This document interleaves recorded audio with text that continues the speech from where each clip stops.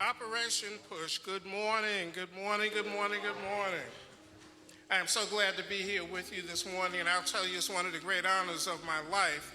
The story that I always tell is about how back in 1988, the Reverend Jesse L. Jackson Jr. gave me a gift that I've carried the rest of my life. I worked the polls on the day when he was running for president of the United States.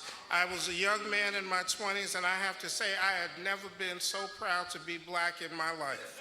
So he gave me a gift that I will always, always remember. So when he called me and said, "Doc, I need for you to speak for me," I said, "Anything. I will travel the world for you." So I am so glad to be here with you all. I just want to take a couple of minutes, if I could, to talk with you about the illusion of grandeur. So let me say that again, the illusion of grandeur.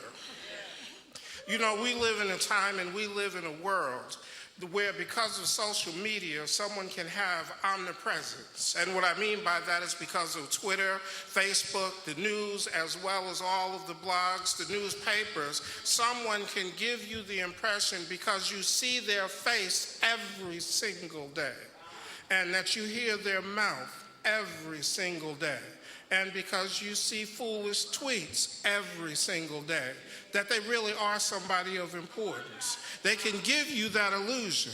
They can seemingly make it seem as if what they've done to our world can never be reclaimed. They can make you believe that the damage that they've done to our communities, to our world, to our democracy is damaged forevermore. And I keep using the word seeming because if we can see through our anger, despair, and hopelessness, we can see the truth.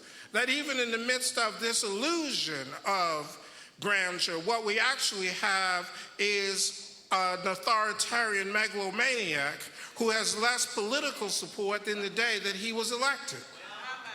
We can see that the culture wars that have been waged by many on the right, including our misguided sisters and brothers in the evangelical camp, were actually smoke screens to loot and to pillage our common weal. So while we were arguing about how we should be talking to each other, what pronouns we should be using, they were robbing us blind. The power that people of the people of goodwill, God's people, really have, because we can be fooled into believing we don't have any power, and therefore we don't use what power we do have. Let me tell you a little story, if I could, for a minute. I only have a minute, so I won't tell a story for long, but you know, there was a young fellow by the name of David at one point in time. David came against the giant. David and Goliath, you know the story. The armies of God and those of the Philistines were arrayed against each other across a valley. They were across a valley and they were seemingly about to go to battle. So then Goliath is sent forward on behalf of the Philistines. And what happens is that the mighty men of valor, all the brothers that were walking around with their chests poked out a minute ago, that were talking about what it was that they were going to do in terms of standing up for God, about how it was that there was no power in the world greater than them, all of a sudden they started getting real quiet. All of a sudden they started getting a little tremble in their voice. All of a sudden, as we used to say back in my time, they started pumping Kool-Aid instead of blood. But now David stepped up and says, who are these people that we should fear them? Who are they that they can defeat us, that we think they can defeat us? Now, before I want to move on and talk about this story for just a minute in our political context, I want you to notice two things in this story. The first thing is that if the Philistines really were so powerful, if they really were able to overcome the Israelites, if they really were able to beat them, they would not have needed Goliath. They would have just done it. If they had been able to, they would have just done it. Goliath's whole purpose, his whole purpose was to frighten people so that they would forget the power that they actually have. So they would look at him and they would get so scared that they would actually forget, wait a minute, we can win this thing. And then they would start backing up on their own. Let me tell you a story, and this is another one from my own youth. My cousin and I laugh about this a lot. When we were in second grade at PS 52 in Springfield Gardens, New York, there was a guy named Kenny Duff, and he used to chase us home every day. I mean, we would be running terrified, looking over our shoulder like this, and Kenny was only in the third grade. And he would just chase us home, and we were scared. So I ran into Kenny after we went to elementary school, when we were in high school, and I said, why did you chase us all the time? We didn't do anything to you. He said, because it was fun. I said, okay.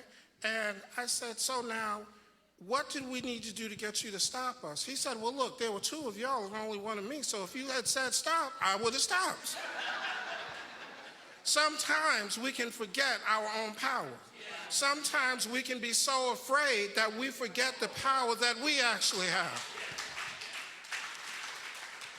At the end of the day, David's power did not come from having a smooth stone. Now, one thing I will always be thankful to Reverend for is that he preached one day about the power of a smooth stone. It didn't have to be big, just smooth and well aimed, and it could bring down giants. But that wasn't his greatest power. David's greatest power was that he had a clear eye that could see through all of the distraction, a clear eye that could see through all of the fear of his compatriots, a clear eye who could say that if this Goliath really was about all that, then they wouldn't have had an army. And if the army was about all that, they wouldn't have needed Goliath. So something's going on here. And he had a clear eye to see it. A clear eye could see that this giant, whose voice rumbled through the valley and whose shadow seemed to blot out the sun, was at the end of the day nothing but a man. That's all he was. Goliath was nothing but a man. That face that you see on social media every single day is nothing but a man. That face that you see in the news every single day is nothing but a man. That face that you see on the newspaper every single day is nothing but a man. A man who, like all men, that become filled with pride and hubris and come to believe that they are invincible and therefore can crush people to the dust, like every man who believes that, they can and will be defeated and have this shadow which blotted out the sun crumble to the earth right along with them.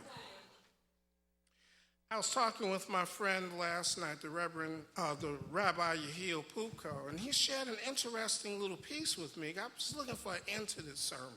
Because you know how sometimes you get it going and you have to think, well, what's an end to it? And God will send you somebody.